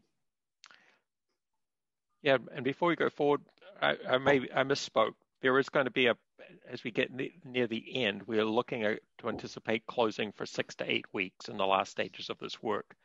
It'll begin in May. So I misspoke. There'll be a closing to get the machinery up, and there'll be a closing on the last stage of the install. Okay, do I have a second for the motion? Randy Butcher, second. Any more discussion? John, I'm sorry. I'm just trying to stay with what you said. So we'll close initially, open back up, and then close again and Correct. Open back up. Yep. Okay. So the first closing is for the install. The first closing is to get the actual crane and lift those units up onto the roof. I think work can be done at that point, and there's in your board packet on page 88, it's kind of showing you the locations where that mechanical equipment will be. Part of it is at ground level, but part of it is also up on the roof. Once that work is done and we're into the actual physical installing of that equipment, we're going to need to close the building for a 6 to 8 week period. But there'll be an interim time between when it's lifted and installed, a period of time, and the library can remain open during that. There's no danger to our patrons. But once the install happens, that's when the second closing occurs. Is there going to be forced air and HVAC service during that time between those closings? Yeah, there will still be existing services going on, so we'll be able to heat and cool the building. And whenever we can't heat and cool the building, we need to close, unless we get a magic time at spring where the outside temperature is able to keep the inside temperature in a reasonable range. But for when we're actually doing the install, we will not be able to run these in tandem. So that's why one of the reasons why we're closing. Very well. Thank you very much. Okay. Welcome. Sean, I have something to add about the first part of the closing, if you're wanting more details, but I can also zip it. No, please. If you've got more information than I have that will help everyone understand, that would be great. It's from the last time that we have done work on Cedar Row. If you can picture the Cedar Row site, we really only have one side of Cedar Row that's flat. The rest of the building's on a bit of a hill. There's a bit of a slant or drop off. And so we really only have one place to position a crane to put those units on top. With other buildings, we have some other options where we wouldn't have to close. But since that crane will be right in the main parking lot, right in front of the only door, just from a safety perspective. So it's a little bit of a unique site to do this work. Yeah, that's really helpful. Thanks. I don't think I'd explained that as well as you did. That was great. Thank you. And Fabian Shepard again. Tricia, while your explanation there helps clarify it, an actual crane being on the asphalt parking lot that we utilize, I'm sure this has been done before, but how much does that mess, especially in the winter with that bituminous material and that surface? Yeah, so let's talk. Maybe it's not as you would normally think about a crane in a construction site. This is a crane that's on a vehicle, so the four wheels, and what they do is you might see them at sites. They'll lock those wheels down with these. I don't know what they've got anchors, right? Yeah, stabilizers, right? They anchor that down, but they don't actually pierce the asphalt in order to secure and then they're able to have a large hydraulic arm which goes over and can lift and then get to the required height. And we used those on Central when we put the HVAC units on there. So we're not having to actually construct a crane to get that work. It's a truck. Thanks, Juan. I I should have just asked you to explain it. It's a truck with an arm. That's the right way to put it. Thank you very much. Thanks, Juan. Okay, any more discussion? All in favor, say aye. Aye. Aye. All opposed? Okay, motion passes. Next one is consideration of renewal of the interlocal agreement with the Olathe Public Library. That's on page 91 of your packet. Yeah, this is procedural. There's nothing that has changed. Again, we signed this MOU with the city of Olathe. Again, as they've gone through various changes in their reporting structure, we continue to work with them, and I would look for a motion on this to continue that relationship. This is Wayne. I move to approve the interlocal agreement between Johnson County Library and the city of Olathe for 2021. Fabian Shepherd, second. Any more discussion? All in favor, say aye. We could avoid this Aye. if they just let us absorb them. We've had that conversation before. Agreed, Fabian. Agreed. Yep. All in favor again. Aye. Aye. All opposed? Motion passes. Next, we have consideration of renewal of the MOU with the city of Lenexa on page 102. Okay.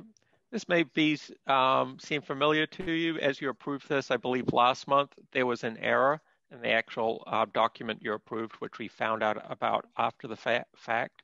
And so just to be absolutely transparent with that, we're bringing this as of the corrected version before you today. What we're looking forward is for this agreement to supersede the previous agreement that you approved and get the correct documentation approved by the board.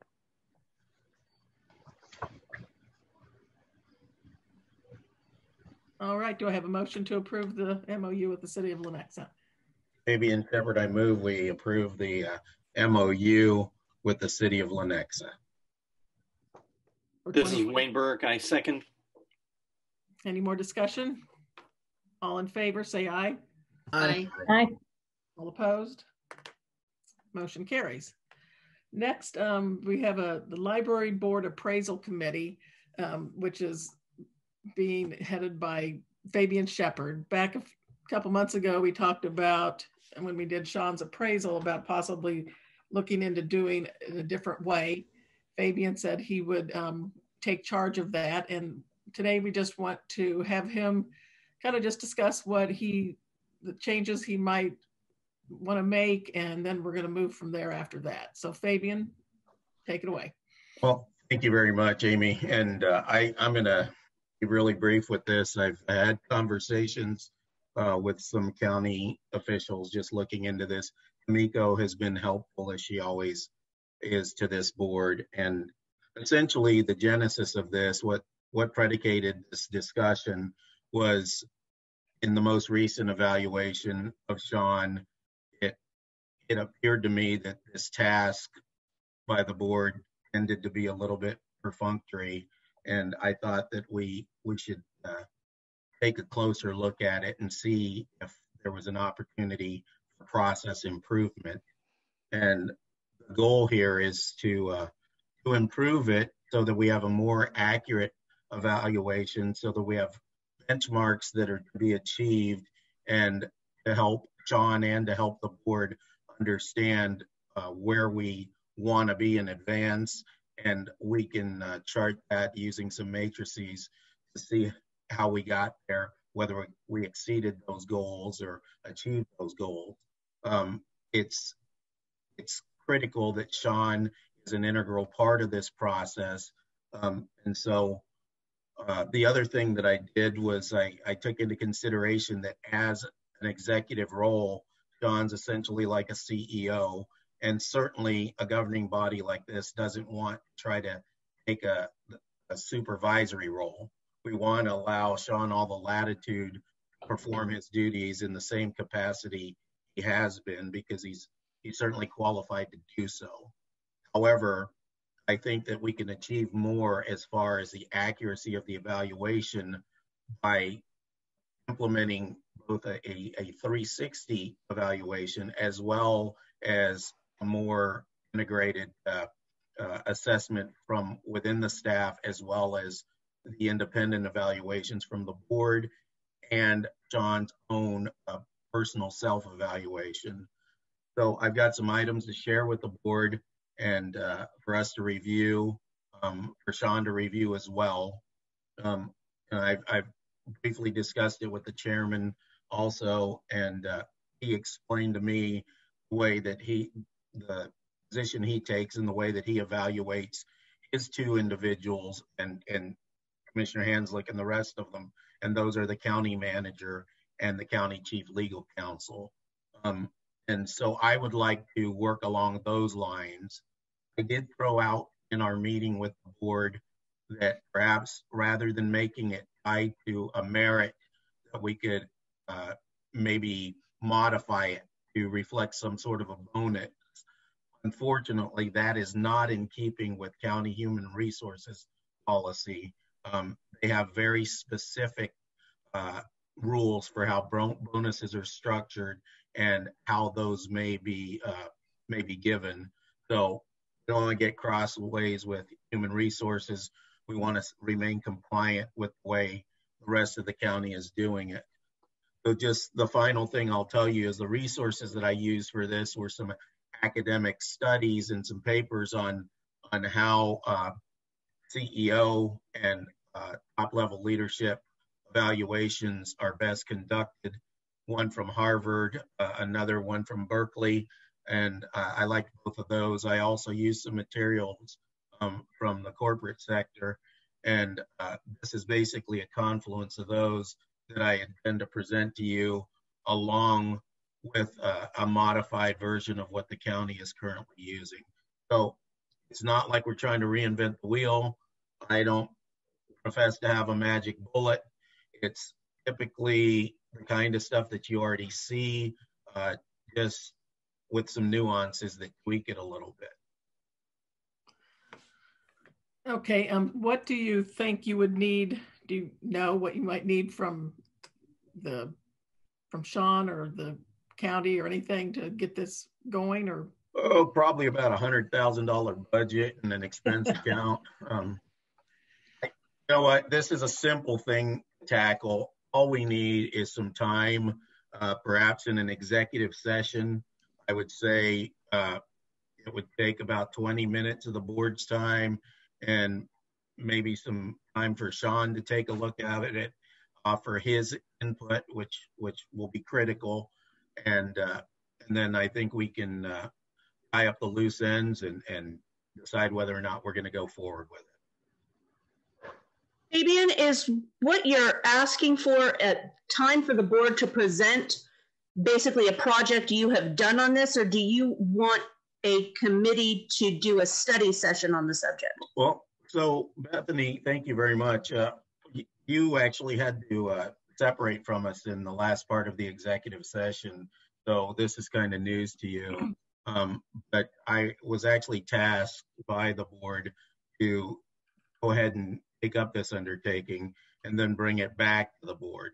So what I'm bringing you is my recommendation, and then the board can do with it what the board wants to, you know, whether or not you want to take a look at it and say, well, we don't like this, we like this, or, you know, whatever adaptations or modifications the board wants to do, we could do then. Again, it's not something way out of left field. It's pretty much in keeping generally with what we've been doing with just a few tweaks. Do you want a committee? Do you want to have Bethany and Donna on a committee with you, or how do you want to do it? I think that would be fine if we could, Bethany and Donna could work with me on the committee before we go into an executive session to discuss this, because I'm certainly not the brightest bulb on the planet, and I could use wiser people like Bethany and Donna to help add their counsel. Okay, so if you need anything from Sean, reach out to him, and then we'll just hear back when you're ready to speak to the board about it. How's that? That sounds good. I still want that expense account. Well, we'll vote on that next month. So then, Fabian, can Donna and I look forward to a communication from you with the information that you've gathered, and then we can kind of find a time that works for us to meet before the February board meeting? Are you looking at that kind of timeline? Absolutely. Or? Sure, Bethany, what I think I might do to prepare it for you and Donna is change the format that I've got it, put it in a PowerPoint, send it to each of you, and then we can have a Zoom between the three of us and just go over that PowerPoint. Okay, that would be great. Thank you. Okay. And starting this now, I mean, it's not going to really go into action until about August. So we got plenty of time, and it's good that we're starting on it early. Okay, great. Thank you. Yep. The only clarifying I have, and we don't need to decide this now, is would you like us to put on the agenda for February an executive session, or did you want to take and we can table that, and I can just wait until it could be, March or April, whatever you would like, but just let me know and we'll put it as an agenda item for that future month. Again, it's not, this is not a real heavy lift. This is low-hanging fruit. So, Madam Chair, I would suggest that we consider it for an executive session next meeting. Okay. We'll plan on that unless we hear differently. Okay. That helps. Thank you. Okay, next, our old business is consideration of approving updates to the collection development policy. That's on page 106 of your packet. Okay, so last month you had a chance to review, and we put this on as an informational item. Again, what we do is we review the collection policy every 2 years, and the changes have been discussed. I'm just needing a motion from the board to adopt the changes to the collection policy, and that as we move forward. So moved. Fabian Shepherd. All right. Do I have a second? Donna Mertz, second. Any more discussion? All in favor, say aye. Aye. Aye. Aye. All opposed? Motion passes. Does anybody have anything else they'd like to bring before the board before we adjourn? Commissioner Hanslick, thank you very much for mentioning those books again. And hey, you guys, I sent a message. My uncle is actually watching right now, so he's excited to know that the library has those books. He's in Boston right now, and he's happy to know that we have Now or Never, and that we have Runaway on order. Those are really important. As he's gotten older, he's been writing more about that topic, and this is a pretty neat thing for him. I'll look forward to giving a full book review after I've finished reading them. Pages, please, Janae. I appreciate having the ballot box at the Shawnee branch. I dropped off my Shawnee Mission School District mail-in ballot, so that was nice. I could just go up the street instead of just mailing it in. So thank you for doing that. All right, well, if there's nothing else to bring before the board, I need a motion to adjourn. David Sims, I'm making a motion to adjourn this meeting of the Johnson County Library Board of Directors. Second. All in favor, say aye. Aye. All opposed? Motion passes. Thank you very much, everybody.